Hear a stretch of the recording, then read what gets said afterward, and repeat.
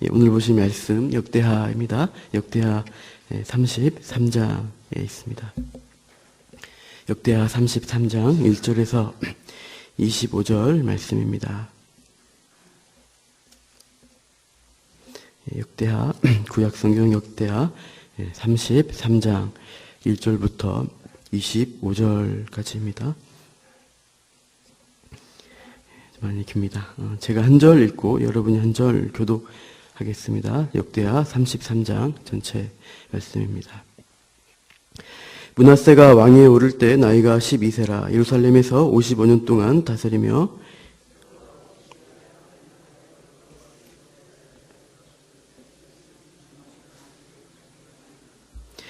그의 아버지 히스기야가 헐어버린 산당을 다시 세우며 바알들을 위하여 제단을 쌓으며 아세라 목상을 만들며 하늘의 모든 일월 성신을 경배하여 섬기며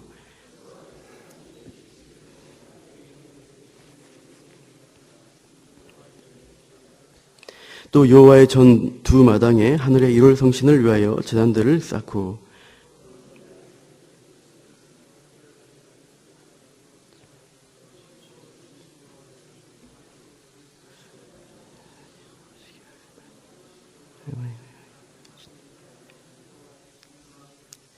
또 자기가 만든 아로 새긴 목상을 하나님의 전에 세웠더라.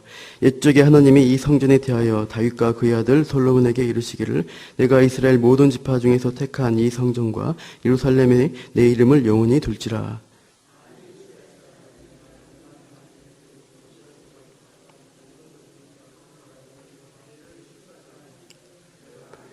다시는 그의 자손들에게 명하여 주 땅에서 옮기지 않게 하리라 하셨으나 유다와 예루살렘 주민이 므낫세의 꾀임을 받고 악을 행한 것이 여호와께서 이스라엘 자손 앞에서 멸하신 모든 나라보다 더욱 심하였더라.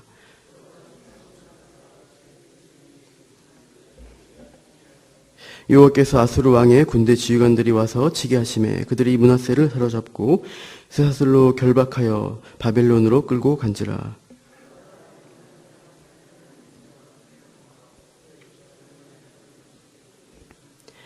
기도하였으므로 하나님이 그의 기도를 받으시며 그의 간구를 들으시사 그가 예루살렘에 돌아와서 다시 왕위에 앉게 하심에 므낫세가 그제서야 여호와께서 하나님이신 줄을 알았더라.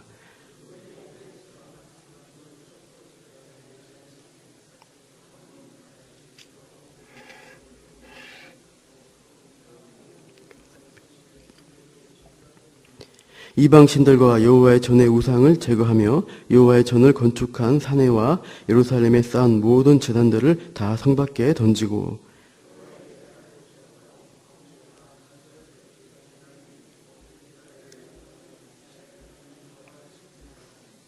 백성이 그의 하나님 여호와께만 제사를 드렸으나 아직도 산당에서 제사를 드렸더라.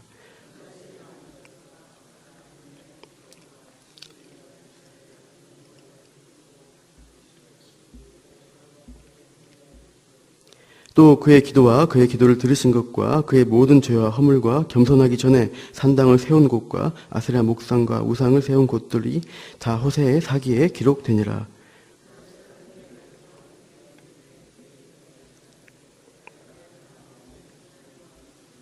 아몬이 왕위에 오를 때 나이가 22세라 예루살렘에서 2년 동안 다스리며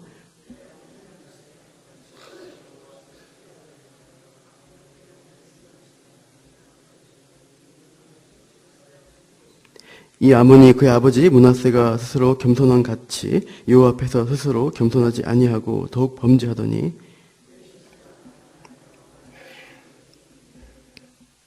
함께 읽겠습니다. 그의 백성들이 아몬 왕을 반역한 사람들을 다 죽이고 그의 아들 요시야를 대신하여 왕으로 삼으니라. 아멘. 33장부터 므낫세, 아몬, 요시야 세 왕이 등장합니다. 이 왕의 패턴은 겸손한 왕, 그리고 겸손치 않은 왕, 겸손한 왕 이렇게 번갈아서 등장하는 모습을 보여줍니다. 핵심은 겸손하냐, 겸손치 않느냐인 것입니다. 우리 본문 12절을 보시면 이제 므낫세 왕이 그의 조상들의 하나님 앞에 크게 겸손하였다라고 말하고 있습니다. 그러나 아몬 왕은 23절 보시면 어떻습니까? 여호와 앞에서 스스로 겸손하지 아니하고 더욱 범죄하였다라고 말하고 있습니다.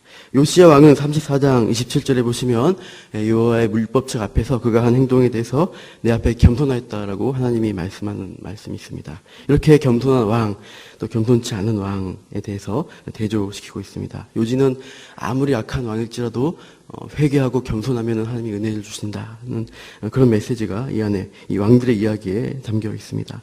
므낫세 왕을 통해서 이 시간 우리가 회개한 자에게 어떤 은혜를 주시는가 한번 생각해 봤으면 합니다. 므낫세가 왕위에 오른 것은 나이가 12세였습니다. 굉장히 어린 나이에 통치를 하게 되었고 그의 통치 기간은 55년입니다. 유다 왕 역사상 가장 긴 기간을 통치하였습니다.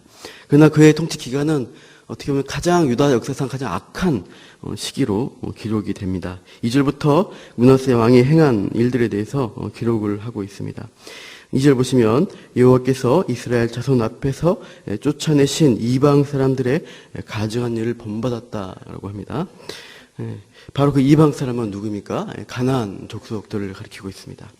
가나안이란 말의 어원은 자줏빛이라는 뜻을 가지고 있어요. 그래서 자주 염료가 이 지역에서 자주 생산되었고 이것을 지중해 대표적으로 두로나 시돈이라는 도시 국가에서 무역을 했습니다. 그래서 무역으로 번창한 국가입니다. 그래서 이 두로 시돈 지역을 페니키아라고 하고 성경에서는 버니게라고 합니다. 바로 아방이 아닌 이세벨의 출신지입니다. 그래서 이렇게 큰 무역을 하면서 이들이 이제 무역 장사를 잘하기 위해서는 기록을 해야 됐습니다. 그래서 문자를 발명하죠. 그래서 영어의 알파벳에 원래 알파시피 되었던 그 기원이 된 문자를 개발한 것입니다. 이렇게 무역, 경제, 문명이 잘 발달된 곳이 가나안 땅이었습니다. 그러나 이들의 문제는 온갖 잡다한 우상 숭배를 이들이 발전을 시켰습니다. 그래서 태폐적인 우상 숭배를 했습니다. 그래서 제의라고 하지만은 집단 성행위를 하면서 그런 것들을 자기의 어떤 종교적 행사로 잡았던 것이죠. 그래서 바알 숭배, 또 아세라 여신을 숭배했습니다. 특히 이 아세라 여신은 이 가나안에서 그리스로 넘어가면 아프로디테 여신이 되고요. 또 로마로 가면 비너스 여신으로 숭배를 받습니다. 이렇게 온갖 세계 문화에 악영향을 끼친 문명이 가나안이었습니다. 그래서 이런 육체적 쾌락적 종교가 가나안에서 꽃을 피웠기 때문에 하나님은 이 타락한 가나안 땅을 심판하시려고 했던 것이고 심판의 집행자는 바로 이스라엘이었습니다. 그래서 이스라엘 통해서 이 타락한 땅을 변화시켜서 하나님의 말씀으로 통치받는 제사장 나라가 이 땅에 세워지도록 하셨죠. 그러나 문제는 이스라엘도 가나안의 문화의 영향을 받습니다. 타락을 한 것입니다. 그래도 이스라엘에 비해서는 유다가 그래도 건전하게 유지를 해왔는데 이 므낫세 왕 기간, 이 긴 통치 기간 가운데 완전히 변질되어 버립니다. 9절을 보시면 2절에도 이 쫓아낸 이방 사람을 본받았다 하는데 9절에 보시면 같이 읽어보시죠. 9절 시작. 유다와 예루살렘 주민이 므낫세의 꾀임을 받고 악을 행한 것이 여호와께서 이스라엘 자손 앞에서 멸하신 모든 나라보다 더욱 심하였더라. 그 정도가 멸망받은 모든 나라보다 더 심하였다. 가나안 본토인보다 더 이 유다 예루살렘 사람들이 심하게 우상 숭배했다라고 말하는 것입니다. 그 내용이 3절부터 쭉 나옵니다. 산당을 다시 짓고요. 바알 숭배를 하고 또 아세라 숭배를 합니다. 또 게다가 하늘의 1월 성신을 다 경배하는 모습으로 나타나고 있습니다. 게다가 이것들을 밖에서 하는 것이 아니라 4절, 5절 보시면 하나님의 전에서 성전 안에서 우상 숭배를 하고 있습니다. 제단을 쌓고 숭배하는 모습을 보여주고 있어요. 그 6절 이하에 보면은 그 예루살렘 성전 아래쪽에 골짜기가 있습니다. 흰놈 골짜기라는 것인데 그 흰놈의 아들 골짜기에서 바로 므낫세 아들들을 불 가운데 지나게 하고 점치며 사슬과 요술을 하게 합니다. 온갖 신접한 무당, 점쟁이를 하나님보다 더 신임하고 그들의 말대로 행하는 것이죠.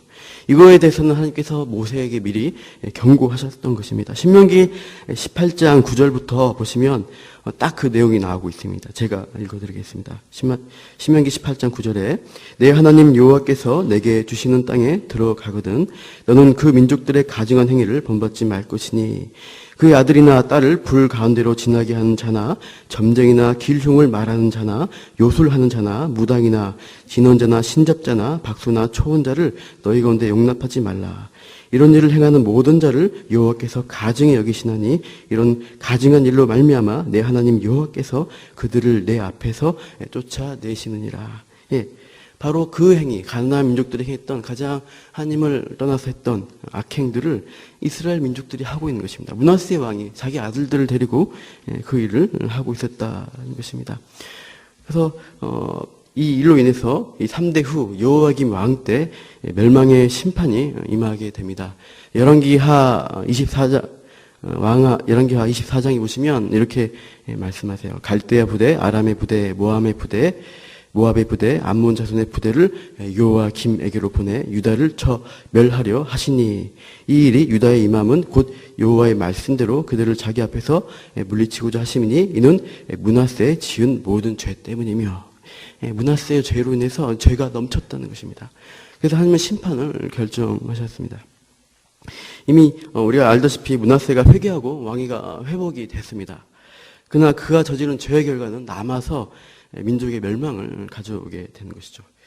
회개하면 하나님은 용서를 하십니다. 하지만 죄로 인한 고통은 여전히 남아 있습니다.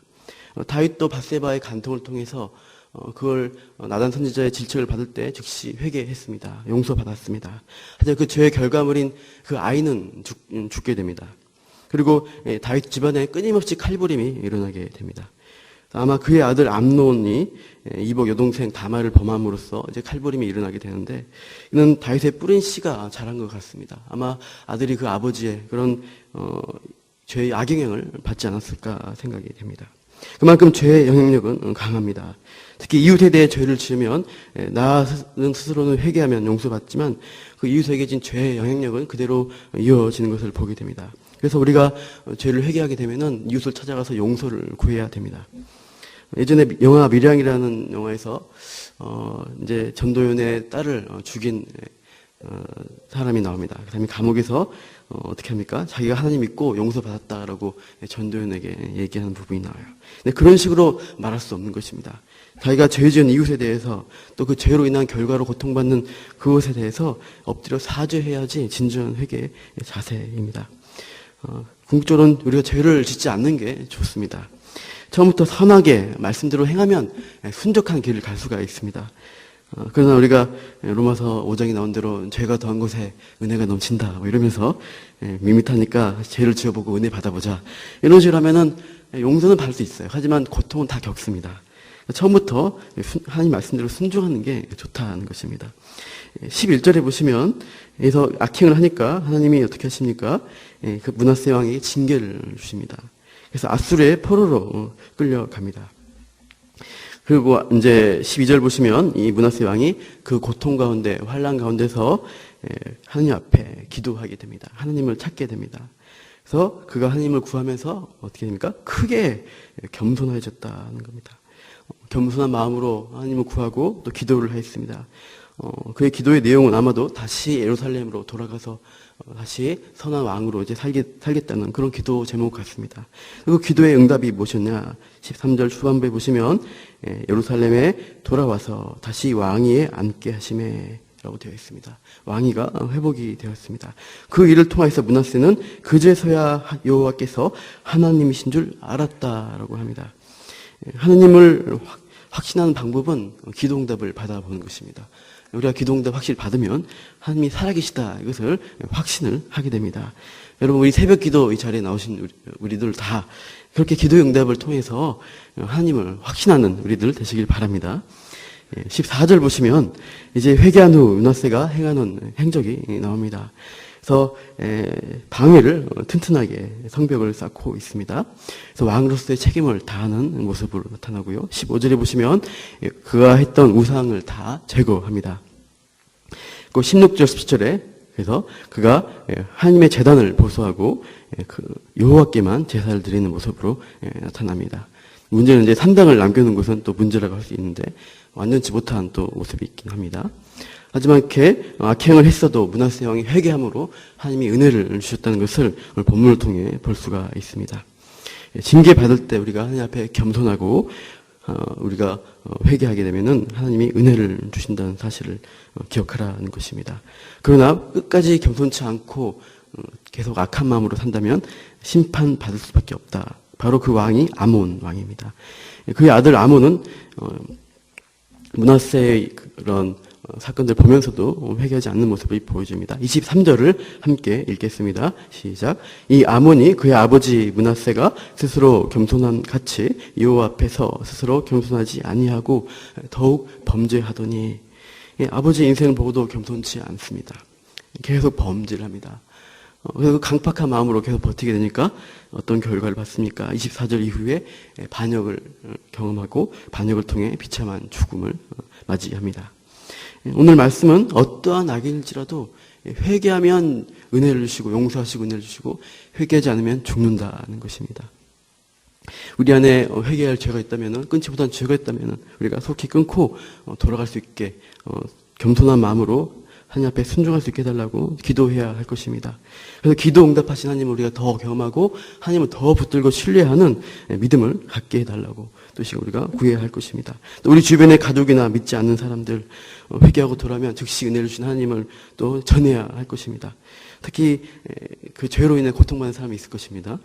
그 사람들은 그런 환난이 오히려 하나님께로 겸손케 되고 또 돌아오는 그런 계기가, 또 구원받는 계기가 되게 해달라고 또 우리가 구할 수 있을 것이고 전해야, 그렇게 복음을 전해야 할 것입니다. 이제 오늘부터 해피데이 릴레이 금식기도 40일 시작합니다.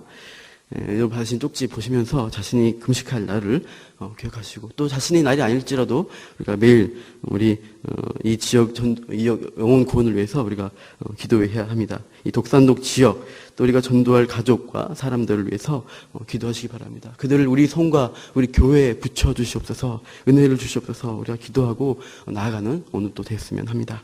제가 기도하고 여러분 개인 기도 한 시간 갖겠습니다.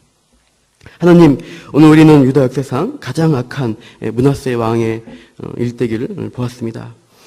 회개하고 겸손해지면 아무리 악한 죄인일지라도 용서하시고 은혜를 주신다는 사실을 배웠습니다. 이렇게 은혜가 풍성하신 그 하나님을 우리가 믿게 하심을 감사드립니다. 이 은혜의 하나님을 우리가 많은 사람에게 전하고 또 나누기 원합니다. 또 우리가 그 므낫세의 회개한 모습을 통해서 참으로 하나님이 정말 그 인생 가운데 후반기에 정말 복을 주신 것처럼 우리를 통해서 이 남문 지역에 많은 사람들이, 죄인들이 주님께 돌아오는 그러한 또 기간으로 우리가 기도하며, 또 특별히 해피데이 전도 집회를 준비할 수 있도록 인도하여 주시옵소서. 더 많은 우리 공동체 성도들이 함께 참여하는 그런 시간 되기 원합니다. 이 시간도 기도할 때 하나님 우리에게 크신 은혜로 함께하여 주시옵소서. 감사합니다. 이 모든 말씀 예수님 이름으로 기도합니다. 아멘.